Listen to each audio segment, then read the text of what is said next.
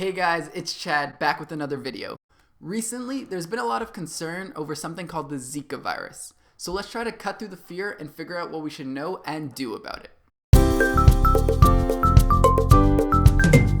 Even though this past week might have been the first time you've ever heard of the Zika virus, it was the first time I had heard of it too. It's been around since the 50s. Historically, it's been limited to parts of Africa and Asia. Then, in early 2015, there were a number of cases of the disease in Brazil that then rapidly spread across Central and South America and the Caribbean, where the outbreak has reached pandemic levels, with 1 million cases reported in Brazil alone.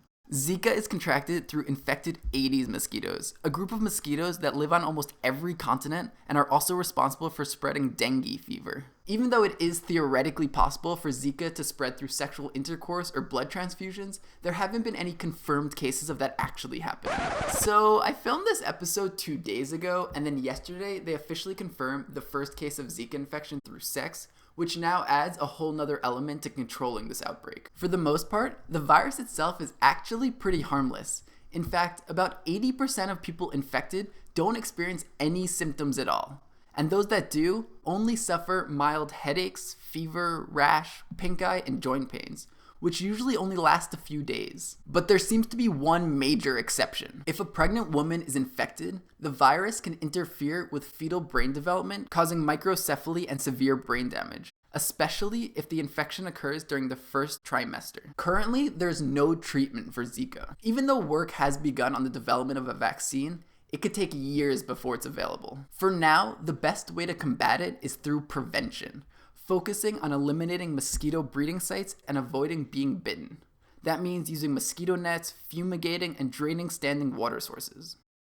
Whenever we hear news like this, like we did with the Ebola outbreak, our first reaction is always to cut off travel. And that's understandable. We want to protect ourselves. Unsurprisingly, the CDC, along with government and health agencies from the UK, Canada, the EU, and others, have already issued travel alerts with enhanced precautions for pregnant women. But in these conversations, we often ostracize the people afflicted.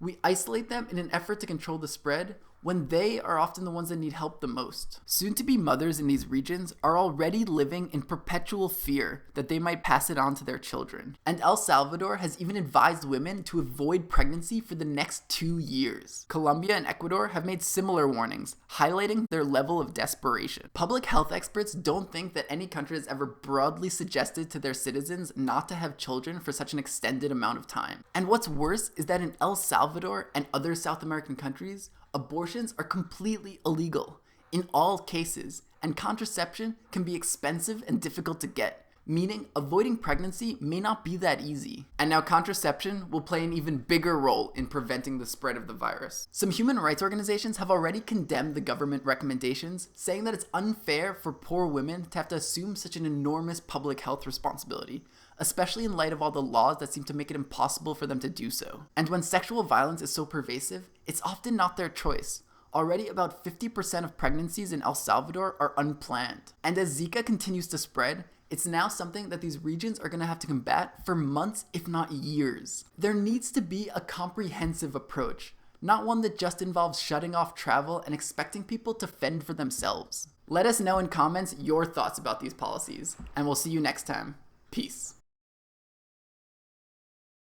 Hey guys, so a lot of people have been saying that this outbreak was made worse by the recent El Nino. To learn about what that is, click over there on our other video, and as always, thanks for watching.